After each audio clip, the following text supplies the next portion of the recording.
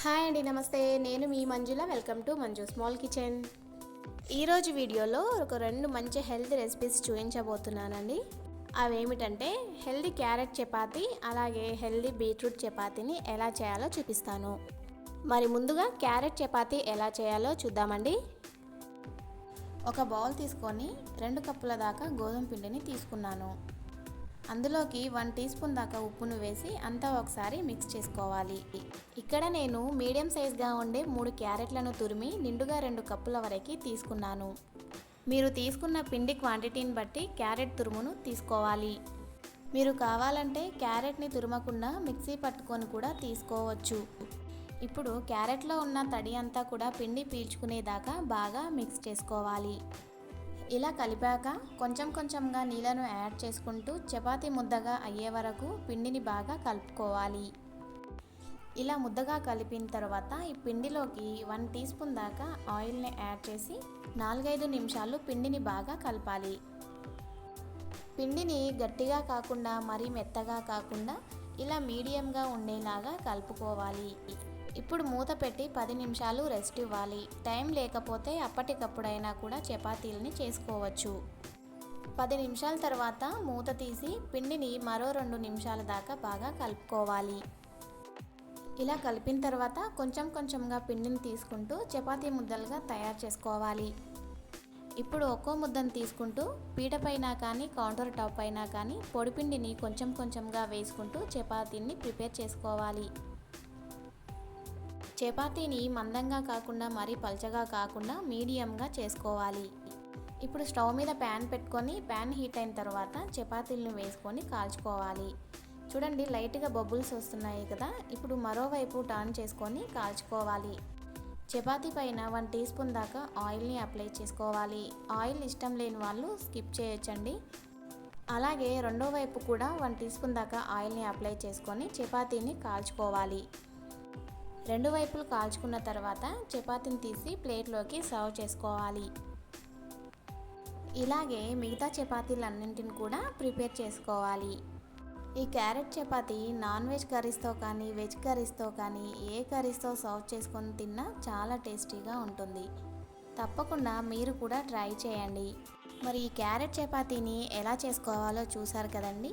So మీరు కూడా తప్పకుండా ట్రై చేయండి, చాలా బాగుంటుంది. ఇప్పుడు సెకండ్ రెసిపీ బీట్రూట్ చపాతీ ఎలా చేయాలో చూసేద్దాం. సాధారణంగా బీట్రూట్ని జ్యూస్ చేసుకొని తీసుకోవడమో లేదా కర్రీ చేసుకొని తీసుకోవడమో చేస్తుంటాము. అలాగే పిల్లల్ని కూడా తినమని ఫోర్స్ చేస్తుంటారు. అలా ఫోర్స్ చేసే పని లేకుండా ఓసారి బీట్రూట్తో చపాతీ కనుక చేశారంటే పిల్లల నుంచి పెద్దవాళ్ళ వరకు హ్యాపీగా తినేస్తారు. టేస్టీ అండ్ హెల్దీ బీట్రూట్ చపాతీని ఎలా చేయాలో చూపిస్తాను. ముందుగా మన ఛానల్ని ఎవరైనా కొత్తగా చూస్తున్నట్టయితే తప్పకుండా సబ్స్క్రైబ్ చేసుకోండి. అలాగే పక్కనే ఉన్న బెల్ ఐకాన్ని క్లిక్ చేయండి. ఇలా చేయడం వల్ల నేను పెట్టే ప్రతి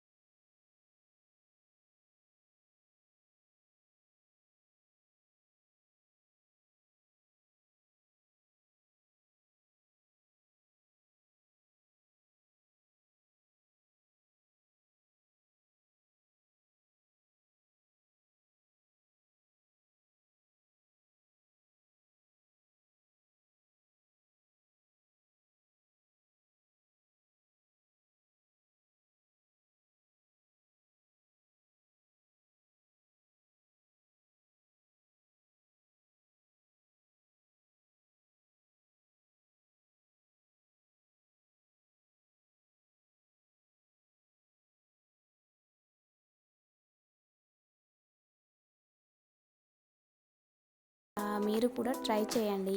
మీకు ఎలా కుదిరిందో తప్పకుండా మీ ఫీడ్బ్యాక్ని నాకు తెలపండి. ఈ బీట్రూట్ చపాతీని పిల్లలకి లంచ్ బాక్స్గా కూడా ప్రిపేర్ చేసి ఇవ్వచ్చు. మరి బీట్రూట్ చపాతీ అలాగే క్యారెట్ చపాతీ ఎలా చేయాలో చూసారు కదండి. రెసిపీస్ కనుక నచ్చినట్టయితే తప్పకుండా ఒక లైక్ చేయండి. మరి ఇప్పటి వరకు మన ఛానల్ని సబ్స్క్రైబ్ చేసుకునే వాళ్ళు ఎవరైనా ఉంటే తప్పకుండా సబ్స్క్రైబ్ చేసుకోండి. Thank you for watching.